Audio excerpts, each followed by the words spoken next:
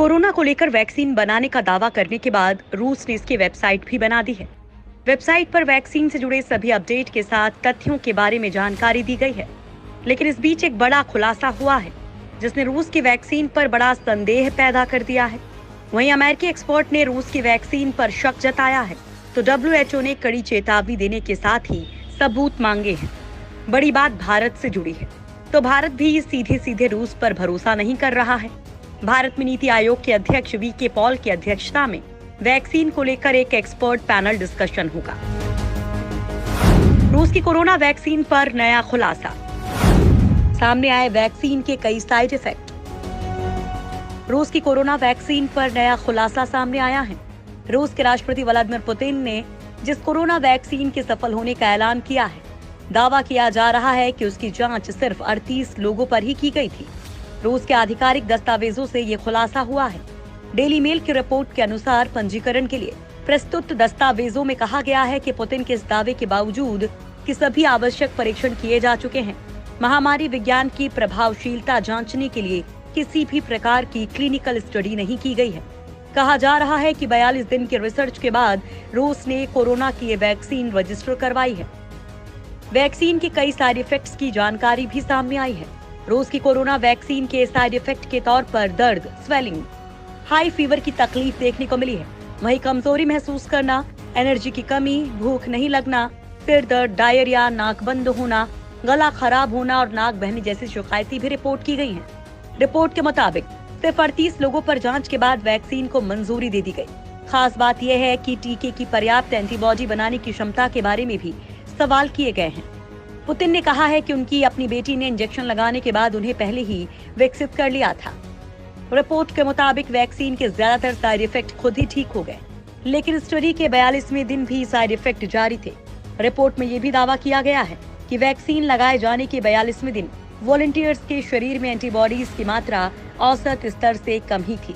वहीं 18 साल से कम उम्र और 60 साल से ज्यादा उम्र के लोगों को भी रूसी वैक्सीन लगाने की इजाजत नहीं दी गई है, क्योंकि ऐसे लोगों पर क्या असर होगा इसकी जानकारी नहीं है। प्रेग्नेंट और बच्चों को स्तनपान कराने वाली महिलाओं को भी वैक्सीन नहीं दी जाएगी। पहले से गंभीर बीमारी का सामना कर रहे लोगों को भी अतिरिक्त सतर्कता के साथ वैक्सीन लगाने की बात कही गई है। एक्सपर्ट बोले, खतरनाक हो सकती है वैक्सीन, बहुत ज्यादा विकराल हो सकती है कोरोना महामारी। रूस ने अपनी कोरोना वैक्सीन का नाम स्पुतनिक V रखा है और कई देशों में सप्लाई की तैयारी भी कर रहा है। हालांकि दुनिया भर के कई वैज्ञानिकों ने रूस के कदम की कड़ी आलोचना की है।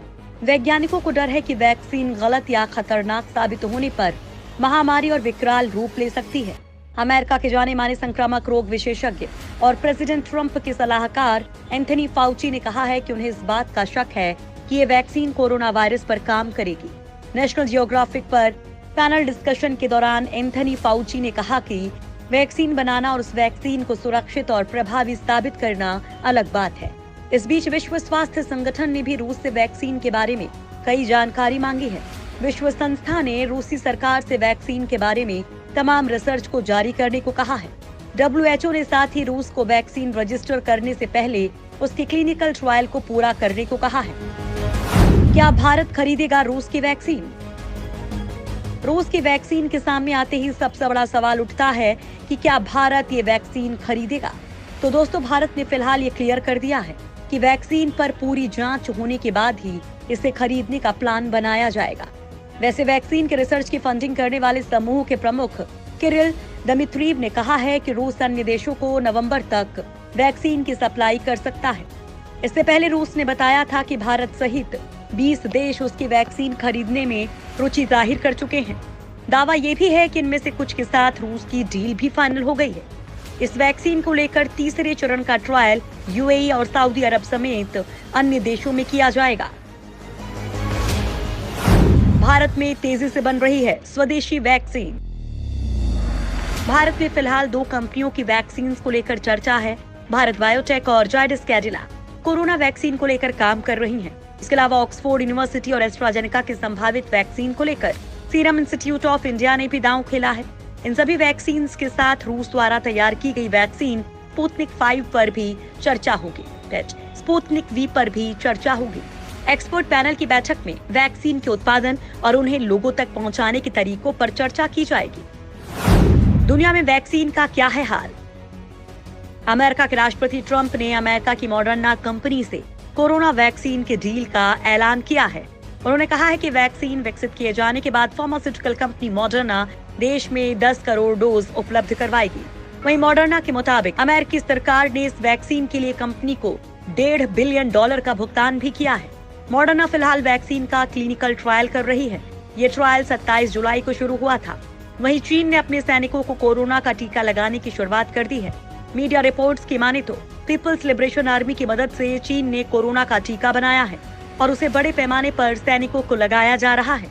चीनी मीडिया के मुताबिक चीन के डॉक्टर चेन वेई की इस टीके को लेकर खूब तारीफ भी हो रही है।